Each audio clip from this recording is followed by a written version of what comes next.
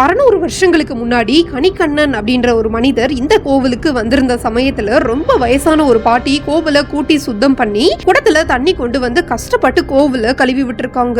இந்த விஷயத்த பார்த்த கணிக்கண்ணன் அந்த பாட்டிக்கு பால் கொடுத்தா கொஞ்சம் சத்தா இருப்பாங்களேன்னு நினைச்சு பாலை கொடுத்தோனே அந்த பாட்டி இளமையா அழகான பெண்ணா மாறிட்டாங்களாம். இந்த விஷயம் நடந்து சில நாட்களுக்கு அப்புறம் கோவிலுக்கு வந்த ஒரு மன்னர் இளமையா இருக்க பாட்டியோட அழகுல மயங்கி அந்த பாட்டியை திருமணம் பண்ணிருக்காங்க.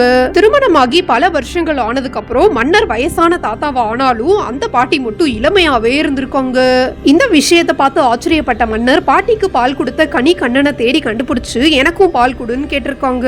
உடனே கணிக்கண்ணன் அந்த பால் எல்லாருக்கும் கொடுக்க முடியாதுன்னு சொன்னதுனால ஆக்ரோஷமான மன்னர் கணிக்கண்ணனையும் பாட்டியையும் அவங்களோட குருவையும் நாடு கடத்த உத்தரவிட்டிருக்காங்க.